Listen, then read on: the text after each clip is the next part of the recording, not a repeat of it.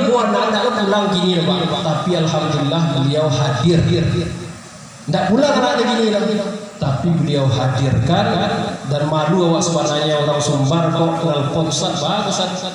Besok salah pun ibu Ustaz hari Minggu itu saya menjadi anak. Masya Allah. Semoga beliau dimudahkan untuk pulang pergi dan Allah jadikan asbab hidayah mulai dari Padang sampai ke Jambi Serang. Amin. Amin ya rabbal alamin.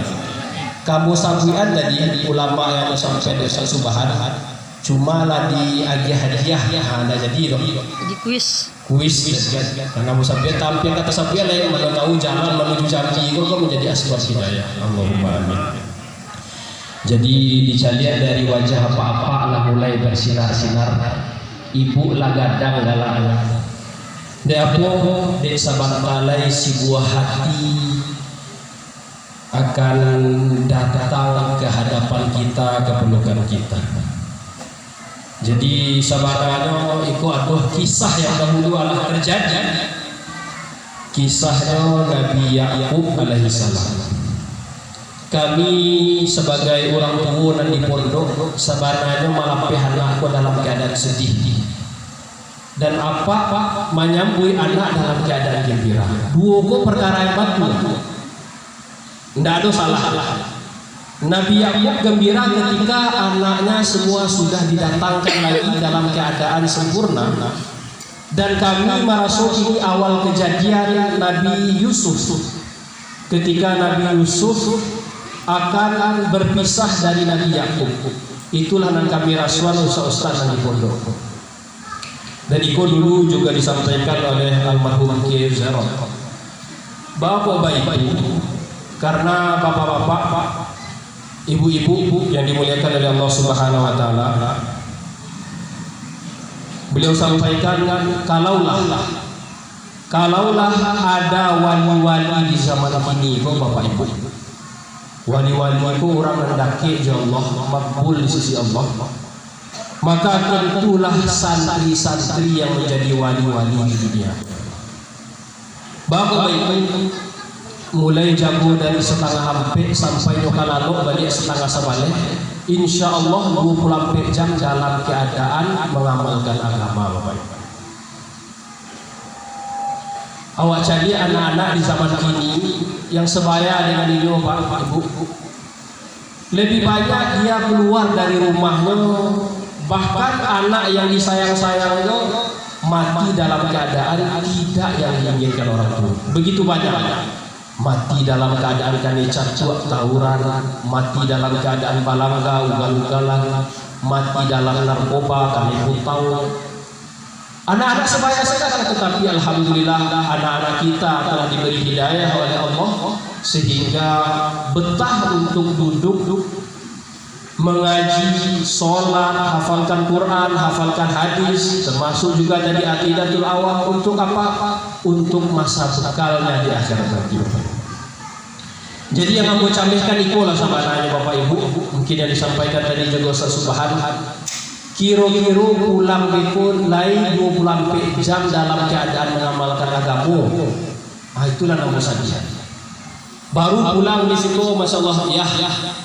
Android ya, aku ke update status. Kok ada lantai itu beko oleh anaknya. Pulang sakit saya lah, masya Allah. Lapih dari agama. Jangan beko balik sholat subuh anak lari taklah capayah ibu di pondok. Setengah hampir lah juga dia lah juga dulan doang. Tak itu mulu talon cek di ibunya. Akhirnya sholat subuh anak tajago lain, tadarus anak tajago lain. Sehingga mengamalkan agama yang dulunya inyo semangat, jadi sehingga untuk pulang nggak ada sebab-sebab. Semoga anak-anak itu kok ndak perlu berpindah indah. Inyo sebagaimana Nabi Yusuf ketika ditinggal oleh bapaknya, dilempar oleh saudara-saudaranya ke dalam sumur, beliau masih teguh dalam keimanan sehingga beliau berkumpul lagi bersama-sama. Amin, amin ya rabbal alamin. Baik tujuh mungkin bapak lah setahun dah basobok jana ka basobok kini lebih begitu gembiranya. Sehingga dua perkara ini kalau kita nisbatkan dalam agama maka sama-sama benar. Kenapa? Karena tidak ada salah. Yang meninggalkan begitu juga benar, yang ditinggalkan begitu juga benar. Maka baiklah, ambon lah memperpanjang lah, nggak malebar-lebar supaya waktu mungkin alah lama jo. Iko seketek info supaya apa dibacakan syarat-syarat pulang, kemudian anak-anak yang masih ada dalam proses mungkin ada kesalahan, boleh betul bapak ibu melapor ke ayah anda dan ke umi era. Anak ambu lah bayar mi lah bayar anda bapak masih tertulis mungkin ada kesalahan, dan insya Allah kami tidak akan mempersulit, dan insya Allah itu merupakan salah satu sunnah dari Rasulullah SAW yang merupakan kewajiban seorang di dalam membayar utang piutang. Karena tadi syekh yang berjalan tadi itu bisa menjadikan asbab hidayah di Hindustan sana itu karena beliau ini menegakkan syariat-syariat dengan betul. Tidak ada sedikit pun kata-kata yang keluar dari beliau ayuhan nas qulu la ilaha illallah, tidak ada. Tetapi dengan jalannya beliau saja bisa mengislamkan jutaan orang.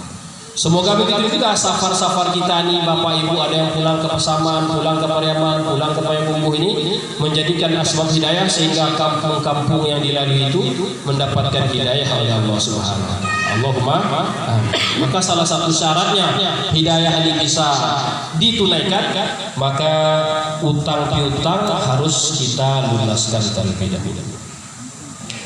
Mungkin pada 8 April 2023.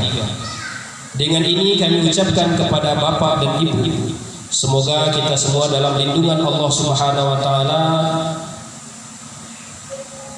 dan telah dimuliakan kita semua dengan agama ini. Bukti kemuliaan seorang dalam agama ini Allah Subhanahu wa taala telah ikrarkan dalam Al-Qur'an berkali-kali bahwa orang-orang yang termulia di dunia ini hanyalah orang-orang yang mempertahankan keimanannya dan mencapai ketakwaan secara sempurna di sisi Allah. Dengan maksud ini kami pengurus Pondok Pesantren Kanzul Ulum hendak menyampaikan kepada Bapak Ibu bahwa datangnya liburan anak-anak kita dan untuk menyukseskan pendidikan anak-anak kita, maka kita menginginkan kerjasama antara pengurus pondok dan wali santri untuk mengontrol kegiatan anak kita selama berada di rumah dalam keadaan berlibur. Di antara kerjasama wali santri dan pengurus pondok pesantren, yang pertama, menjemput santri dari pondok pesantren Kanzul Ulum pada hari Sabtu tanggal 8 April 2023. Kemudian menghantarkan kembali ke pondok pesantren Kanzul Ulum pada hari Jumat, absennya sebelum Jumat pada tanggal 28 April 2023. Yang ketiga, jadi diingat Pak, pulang balik ke pondoknya sebelum Jumatan sudah di sini, maka mohon dimengerti. Kemudian yang ketiga, mengontrol santri mengaji di rumah dengan cara menandatangani buku tabel yang telah disediakan pondok setelah anak-anak mengulangi hafalannya dengan orang tua. Jadi orang tua diharap kerjasama meminta hafalan anak-anak. Jangan kita tanda tangani, tahu-tahu anak kita tidak ngaji sama kita. Daripada kali hukum itu Ustaz tanda tangani jolah. Berarti secara tidak langsung kita sudah mengajar kebohongan kepada anak kita. Maka insya Allah anaknya didengar, disimak Qurannya, baru ditandatangani. Kalau memang tidak ada mengaji, tidak usah ditandatangani. Kemudian yang keempat, diharapkan kepada wali santri untuk mendengarkan semua hafalan anaknya sebelum anaknya diantarkan kembali pada tanggal 28 April di rumah masing-masing minimal 1 kali. Jadi kalau ada hafalannya 8 juz, minimal 8 juz itu pernah awak dengar sekali.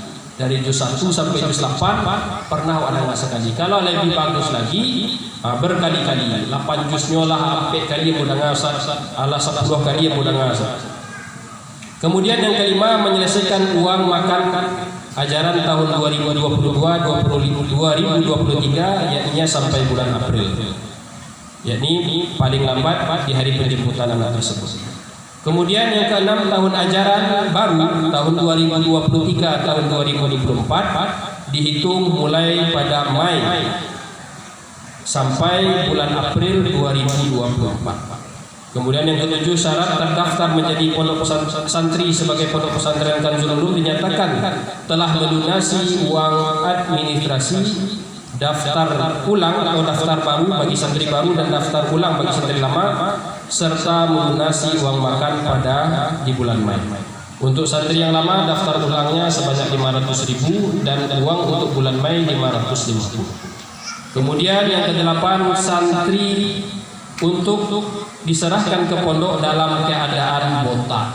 Nah, jadi seluruh santri kecuali putri itu tidak ada. Putra insya Allah dibotak. Karena alhamdulillah santri-santri awako memang tidak dibolehkan berambut panjang, karena kalau rambut panjang dirubah gaya sih. Dan yang lain memudahkan ibu bapak tidak terlalu banyak beli sampo. Nah, pakai sabun saya jadi itu. Karena satu sampai pelari mereka botak aja banyak. Jadi kalau botaknya santri di Kanzul Ulum kok bukan botak karena kasus enggak, tapi nadikon antara lah untuk pesantren-pesantren bahkan di Temboro pun tak itu botak. Nah, karena botak itu salah satu gaya rambut yang dibuat oleh Rasulullah SAW. Kemudian yang ke-10, yang ke-9, membawa alat khidmat yang telah dimusyawarahkan oleh ustaz-ustaz di asramanya. Mungkin satu anak aku ada beko kewajiban membawa alat khidmat, ada yang membawa tong sampah, ada yang membawa sapu. Karena masya Allah Pak, jadi itulah ajibnya anak-anak Allah. Padahal kalau di perempuan mungkin ada agak 100 mungkin sapu. Tapi 3 bulan berjalan 100 itu lagi. Apalagi anak laki-laki, kadang kap yang 2, kap yang 3 tabak caranya nyapu, mungkin dia kue warna, sehingga tak itulah keluar dulunya bagi lo balik. Maka ada yang membawa nampan, ada yang membawa tong sampah, ada yang membawa serokan. Maka yang sudah dimusyawarahkan anak-anak insya Allah sudah tahu semua. Kemudian yang ke-10, nah ini diharapkan bagi santri lama kok Pak, ayo mungkin keteledoran kami ya coba ulang lagi kuliah untuk membawa fotokopi KK dan KTP orang tuanya. Jadi